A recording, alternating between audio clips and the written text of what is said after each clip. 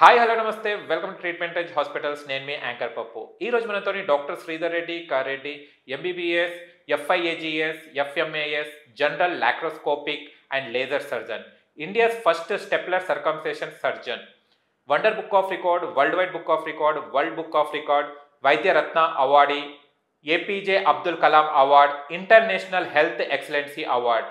ఈ రోజు డాక్టర్ మనతో ఉన్నారు అండ్ చాలా విషయాలు తెలుసుకోవడానికి ప్రయత్నిద్దాం హెల్త్ ఇష్యూస్ మీద. సార్, మీరు లేజర్ ట్రీట్మెంట్ చేస్తుంటారు కదా, పైల్స్లో ఎలాంటి లేజర్ ట్రీట్మెంట్ ఉంది సార్ అండ్ ఎలా చేస్తారు? పైల్స్కి ఒకప్పుడు ఒక 20 years బ్యాక్ చూసుకుంటే కనుక ఓపెన్ సర్జరీ ఉండేది అండ్ బ్యాండింగ్ ఉండేది. ఆయుర్వేదిక్ డాక్టర్స్ బ్యాండింగ్ చేసేవాళ్ళు, సర్జన్స్ ఓపెన్ సర్జరీ చేసేవాళ్ళు. కొందరు లీచ్ థెరపీ అని లీచెస్ని వదులుతూ ఉంటారు అక్కడ. కొందరు అక్కడ కట్టేస్తుంటారు, టై చేస్తూ ఉంటారు. ఒక తాడు తీసుకొని థ్రెడ్డింగ్ సిస్టమ్ అంటారు, థ్రెడ్ పెట్టి కట్టేస్తుంటారు. ఇట్లా చాలా రకాల ట్రీట్మెంట్స్ ఉన్నాయి. బట్ ఇవి ఏ ట్రీట్మెంట్ చూసుకున్నా కానీ వెరీ పెయిన్ఫుల్ టెక్నిక్స్ ఇవన్నీ. ఏ టెక్నిక్ చూసుకున్నా ఓపెన్ టెక్నిక్ కానీ, థ్రెడ్ సిస్టమ్ కానీ, బ్యాండింగ్ సిస్టమ్ కానీ, ఇవన్నీ వెరీ పెయిన్ఫుల్. ఎంత పెయిన్ఫుల్ అంటే పేషెంట్ ఇంకొకరికి మళ్ళీ జన్మలో అడ్వైస్ కూడా చేయడు, పైల్స్ ఉన్నాయంటే సర్జరీకి వెళ్ళమని చెప్పేసి. అంత పెయిన్ఫుల్ ఉంటుంది. ఈ పెయిన్ ఎన్ని రోజులు ఉంటుంది అంటే 1 month to 45 days pain. Surgery చేసిన వెంటనే మోషన్ పోవడానికి ఇబ్బంది పడుతుంది, రక్తం పడుతుంది, డైలీ డ్రెస్సింగ్ చేసుకోవాల్సి వస్తుంది, కుట్లు ఊడిపోయే వరకు పథ్యంలో ఉండాల్సి వస్తుంది. ఇవన్నీ ప్రాబ్లమ్స్ ఉండేవి. బట్ ఇప్పుడు ఇవన్నీ ఏవైతే ఉన్నాయో లేజర్ వచ్చిన తర్వాత ఇవి ఏవి లేవు. లేజర్ సర్జరీ ఏదైతే ఉందో కంప్లీట్ జీరో పెయిన్, అసలు కంప్లీట్ పెయిన్లెస్. ఇందులో ఒక చుక్క రక్తం ఉండదు, ఎటువంటి కోత ఉండదు, ఎటువంటి కుట్లు ఉండవు. పేషెంట్ ఎటువంటి పరిస్థితుల్లో కూడా రెస్ట్ తీసుకోవాల్సిన అవసరం లేదు. ఎంత ఈజీ ఆపరేషన్ అంటే ఈరోజు కనుక ఆపరేషన్ అయిందంటే రేపటి నుంచి వాళ్ళు డ్యూటీకి వెళ్ళిపోవచ్చు. ఎటువంటి పథ్యం అవసరం లేదు, ఎటువంటి బెడ్ రెస్ట్ అవసరం లేదు, వాళ్ళు యథావిధిగా వెళ్ళిపోవచ్చు. అయితే ఈ లేజర్లో కూడా లిమిటేషన్స్ ఉంటాయి. లేజర్ ఏంటి అంటే గ్రేడ్ 2, గ్రేడ్ 3 వరకు బాగా పనిచేస్తుంది. గ్రేడ్ 4కి వచ్చేసరికి కనుక చూస్తే కనుక ఈ లేజర్ కొంచెం వరకు అంత ఎఫెక్టివ్గా పనిచేయదు.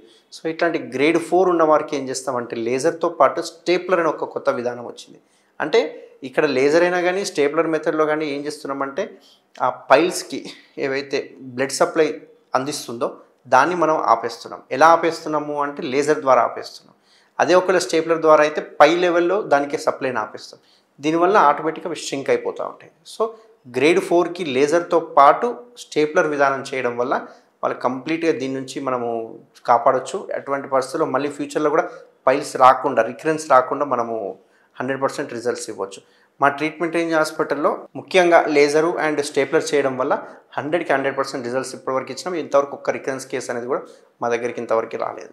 ఓకే, ఈ పైల్స్ వచ్చాయని ఫస్ట్ ఎలా గుర్తించాలి సార్? అంటే ఇప్పటిదాకా మీరు అన్నారు ఒక డౌట్, అంటే ఇట్లా పెయిన్ రాగానే ఇలా అనగానే అనుకుంటుంటారు అని అన్నారు. అసలు పైల్స్ వచ్చాయని ఎలా తెలుస్తాయి సార్ మనిషికి? అసలు పైల్స్ అనేది ఫస్ట్ ఎలా తెలుసుకోవాలంటే ఒక కామన్గా పేషెంట్ చూసుకుంటే కనుక వాళ్ళకు మోషన్ అడ్డం పడుతున్నట్టుగా ఉండడము, మోషన్ సరిగ్గా రాకపోవడము, బ్లీడింగ్ పడడము, పెయిన్లెస్ బ్లీడింగ్ అంటాం.